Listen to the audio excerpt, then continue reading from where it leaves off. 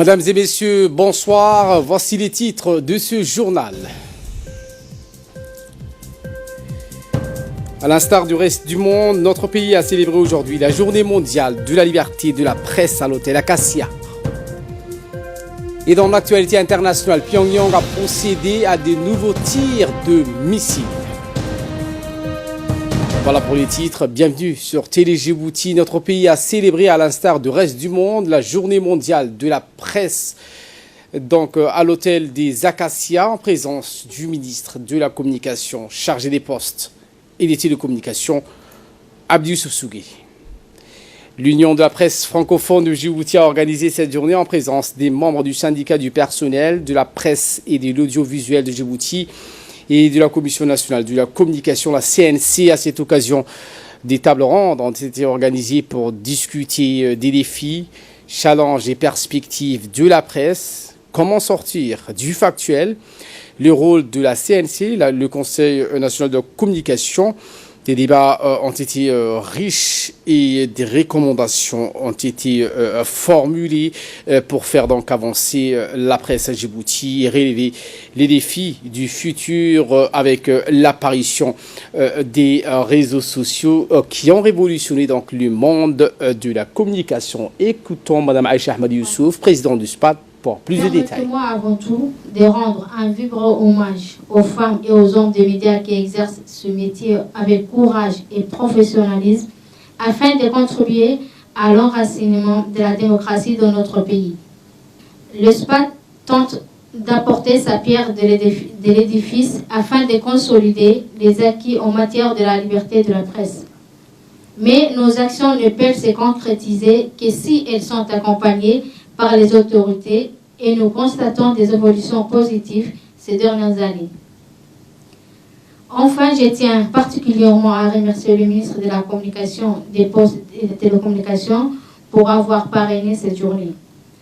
Et dans un discours prononcé à cette occasion, le ministre de la Communication a rappelé que cette journée a été décrétée par l'UNESCO et a pour objectif de marquer un temps d'arrêt pour faire le bilan de la liberté de la presse dans le monde, exactement dans notre pays. Écoutons le ministre.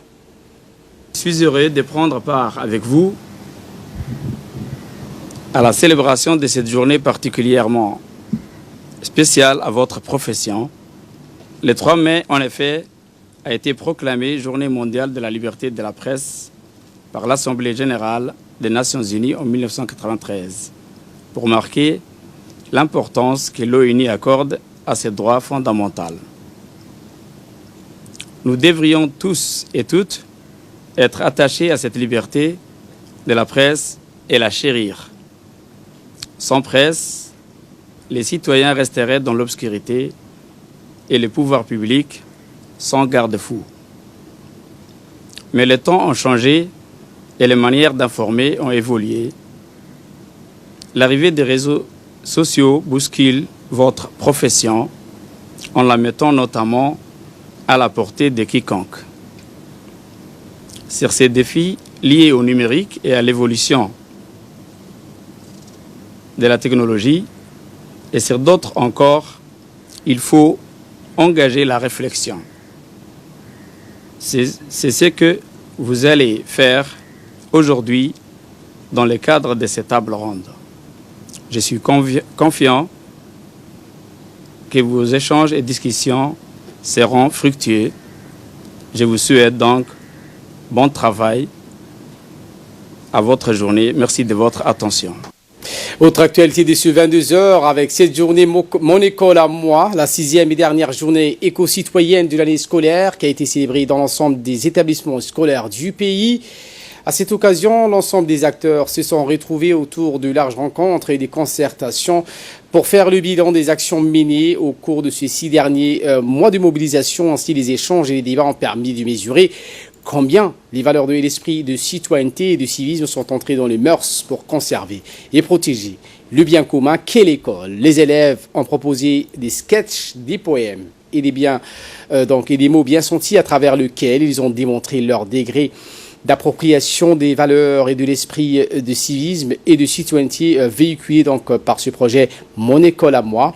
Il faut dire que cette mobilisation est l'engagement de tous les usagers de l'école, qu'ils soient élèves ou enseignants, mais aussi les parents et plus généralement les organisations de la société civile au cours de ces 6 derniers mois et a été à la hauteur des attentes. Cette forte mobilisation des élèves, des enseignants et plus généralement de la société civile, mais aussi des responsables des élus locaux, tout au long de ces 6 derniers mois témoigne du changement de comportement et de l'émergence d'un esprit civique et citoyen parmi tous les franges de la population.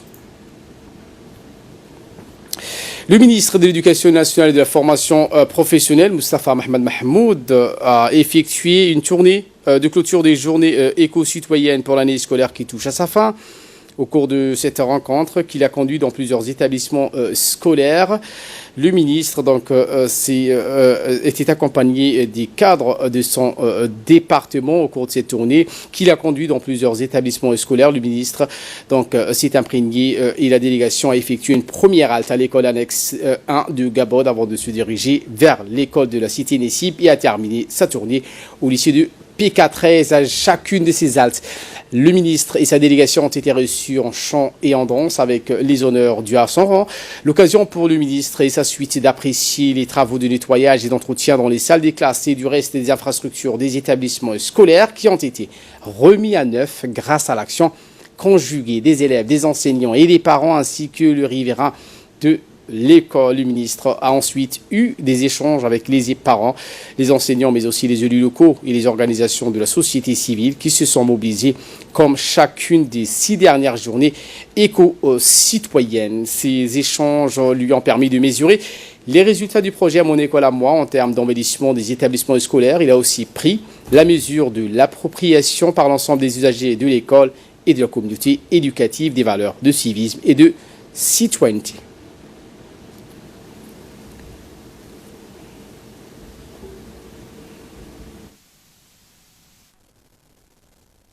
Dans un mot prononcé à cette occasion, le ministre s'est dit heureux de l'instauration d'un esprit civique et citoyen chez les élèves, les enseignants et les parents. Écoutons le ministre.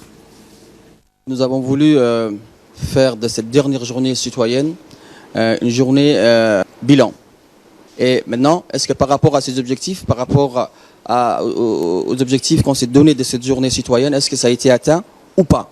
Ça, je pense que c'est un point important sur lequel vous deviez discuter enseignants, parents d'élèves, et bien sûr la société civile, les associations autour de cette école. Pour nous, c'était également une occasion de vraiment féliciter, surtout féliciter bien sûr les parents d'élèves qui ont, durant toute cette année scolaire, ont accompagné les chefs d'établissement, ont accompagné bien sûr les enseignants, mais également féliciter les enseignants. Maintenant, il faut que bien sûr ces bonnes habitudes reviennent. Il n'est pas question à chaque fois que nous pensions à bien sûr ramasser les poubelles. Il n'est pas question de ramasser. Par contre, apprendre à l'enfant de ne pas jeter, apprendre à l'enfant de garder son espace propre, c'est plutôt ça. Nous avons voulu bien sûr par cette porte éradiquer le mot Mahaïga Galay. Le mot Mahaïga Galay n'a plus de sens pour nous puisque Hawaïna Galay, tous les samedis, une fois par mois, les élèves voient les enseignants engagés, ils voient les parents d'élèves engagés, ils voient les élus engagés, ils voient même le haut cadre du ministère engagé, et bien sûr ça interpelle. Cette année, c'était une année de sensibilisation pour que nous interpellions les différents acteurs de l'école, que ce soit parents, enseignants, personnel administratif, société civile, les élus locaux, les responsables de la commune. Et vraiment, je crois que à travers bien sûr la revue de presse qui a été faite, à travers les sketchs, nous pouvons dire vraiment sur ce point-là, nous avons réussi.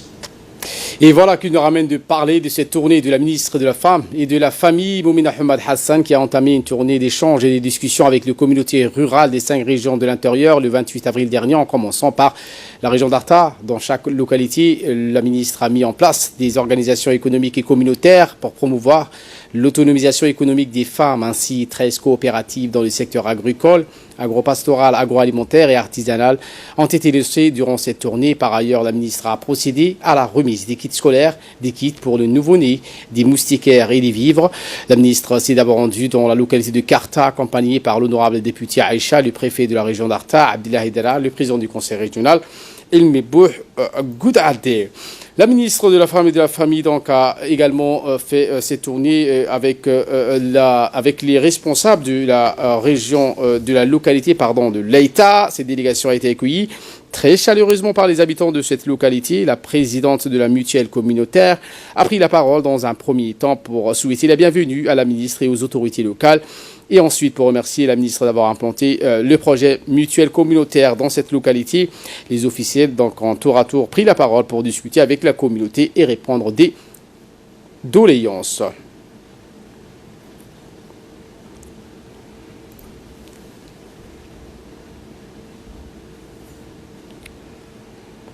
Cette visite s'est clôturée avec la remise de 29 kits pour les nouveau-nés, 52 kits scolaires, 19 vivres et 25 mousquetaires à la communauté de Leïta. Cette tournée de la région d'Arta s'est achevée dans la localité de Nagat. La ministre a été accueillie par le comité directeur de la mutuelle et a remis 24 kits de bien-être pour les nouveau-nés, 43 kits scolaires, 19 vivres et 25 moustiquaires. Ces dernières ont longuement discuté et échangé avec la ministre et les autorités locales sur l'élevage des poules, les difficultés rencontrées. La ministre a promis de dispenser des formations à l'endroit des femmes avant le mois béni du Ramadan et les exhorter de poursuivre leurs efforts dans ce domaine. Inauguration de la mosquée Salam de Gabod 1. La cité militaire de Gabod 1 a abrité dans la journée d'hier une importante cérémonie religieuse marquant l'inauguration de la nouvelle mosquée dénommée Masjid al-Salam. Cette cérémonie était placée sous l'égide du chef d'état-major général des armées, le général du corps d'armée Zakaria Cheikh Ibrahim. Étaient également présents tous les responsables des forces armées djiboutiennes et de nombreux attachés des pays frères et amis. Cette mosquée de la cité militaire a fait l'objet d'une importante rénovation concernant l'agrandissement de l'espace de prière, la modification de son structure par l'ajout d'un étage supplémentaire en hauteur, la construction d'un bureau pour l'imam de la mosquée et un espace détente. Sa capacité est estimée à 600 personnes.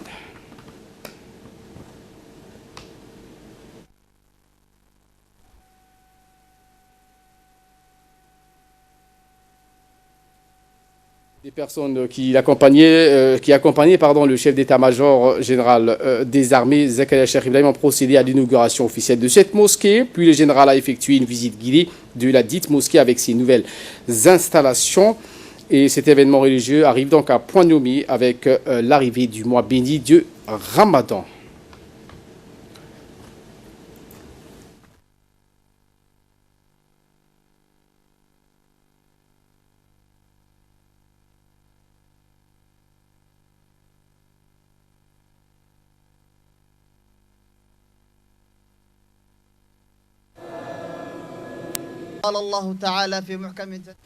Et dans une allocution faite à cette occasion, le général Zakaria Cheikh Ibrahim a salué et encouragé la réalisation de cet acte pieux que notre religion prône. Le chef d'état-major général des armées a souligné que l'accomplissement des bons actes prenne une dimension élargie et une signification d'une plus grande ampleur avec l'approche du mois béni du Ramadan.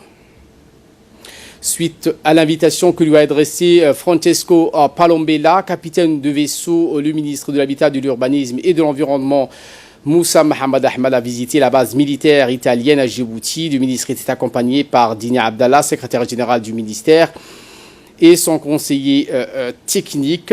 Le ministre de l'Environnement était dans le bureau du commandant de la base italienne, qui a donc montré au ministre les activités de protection de l'environnement que le militaire italien réalise dans leur base. Il s'agit notamment du traitement et de la réutilisation des eaux usées pour le reboisement afin de reverdir la base militaire. Les militaires italiens réalisent également la collecte et le tri des déchets solides, puis les déchets organiques sont transformés en composition qui est utilisée comme engrais naturel pour fertiliser le sol où les arbres sont plantés. A visité la base italienne suite à l'invitation qui lui a été adressée par le commandant de la base italienne. Au cours de cette visite, le commandant de la base italienne nous a montré les différentes activités que mène la base italienne en faveur de la protection de l'environnement. Ils nous ont ainsi expliqué qu'ils utilisent les panneaux solaires pour l'éclairage public afin de réduire l'émission de gaz à effet de serre. La base italienne réutilise les eaux usées. Les eaux usées sont traitées et réutilisées pour le reboisement afin d'avoir une base verte et de planter des centaines d'arbres. Et enfin, la base italienne nous a expliqué qu'ils font le tri des déchets solides et à partir de ce tri, ils utilisent les déchets organiques pour utiliser ces déchets comme engrais organique, comme engrais naturel pour permettre le reboisement, la plantation des arbres. En bref et en image, avec cette participation du ministre de l'Équipement et des Transports à l'Assemblée Générale Extraordinaire de l'Organisation Arabe de l'Aviation Civile, qui s'est tenue le 2 et 3 mai à Rabat. Mohamed Abdelkader Moussaheli, ministre de l'Équipement et des Transports, s'est rendu à Rabat au Maroc avec une délégation composée, outre son cabinet, des experts pour prendre part à l'Assemblée Générale Extraordinaire de l'Organisation Arabe de l'Aviation Civile.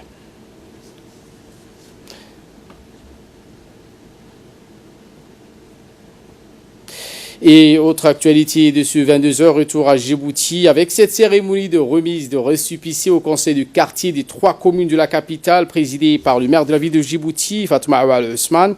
L'objectif est de remettre des récépissés et de reconnaître officiellement les membres du conseil du quartier, cérémonie présidée par Madame le maire de Djibouti, Fatouma Awal Ousmane, et a vu la participation du premier adjoint au maire, Othman Mohamed Ali, président de la commune de Razdika, Ibrahim Saïd Bodou, le président de la commune de Blaous, Mohamed Omar Ismail, du sous-préfet et du premier arrondissement, Abdi Hassan et bien d'autres acteurs et officiels de la société civile. Durant cette cérémonie, le maire de la ville de Djibouti, Mme Fatouma Awal Ousmane, a remis des certificats de mérite à M. Youssouf Nouho, ancien président de la commune de Balbala, pour ses accomplissements divers qu'il a pu réaliser lors de son mandat à la tête de la commune de Balbala.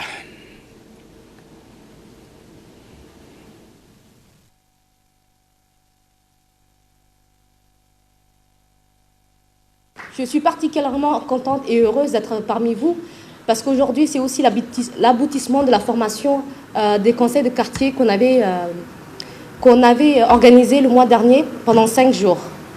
On avait formé 87 conseils de quartier par un expert international sur l'approche communautaire participative. Et aujourd'hui, avec l'aboutissement de récépissé du statut de conseil de quartier, qui donne le statut au conseil de quartier de mener et œuvrer pour le bien-être de la communauté, des parents et des enfants. UNICEF collabore avec la mairie justement pour la réalisation de la protection des droits de l'enfant, en particulier sur l'hygiène environnementale et sur la protection de l'enfant, pour aboutir à une ville amie des enfants. Pour sa part, l'édile de la ville de Djibouti, Fatouma Awal Ousmane, a indiqué que cette initiative de la décentralisation provient de la haute magistrature du président en personne qui a mis en place les communes et les régions. Et nous avons rajouté à ceci les conseils des quartiers pour mieux connaître, étudier et afin d'améliorer la vie de chacun de nos concitoyens dans le meilleur des cas. Les conseils des quartiers sont les piliers de toute la société décentralisée, a-t-elle conclu ses propos. Et de là, nous passons en nouvelles du monde. Au Gaza, violent affrontement à la frontière avec Israël. 4 Palestiniens ont été tués aujourd'hui hier dans la bande de Gaza. 2 ans donc des affrontements le long de la frontière avec Israël et 2 militants du Hamas dans un raid israélien, selon des sources israéliennes et palestiniennes. L'armée israélienne a indiqué dans un communiqué avoir mené ce raid en représailles après que 2 soldats israéliens ont été blessés dans ces affrontements à la frontière entre la bande du Gaza et Israël. Je vous le dis en titre, la Corée du Nord a procédé à de nouveaux tirs de missiles. La Corée du Nord a procédé ce samedi matin à plusieurs tirs de projectiles à courte portée, les plus à côte est, c'est ce qu'a annoncé l'armée sud-coréenne, alors que Pyongyang accentue la pression sur Washington. La Corée du Nord a lancé plusieurs missiles à courte portée dans cette partie de la péninsule coréenne, alors que le processus de dénucléarisation de Pyongyang est dans l'impasse. Voilà pour l'essentiel de ce 22h. Merci à vous de nous avoir suivis et très bon suivi des programmes sur Télé Djibouti.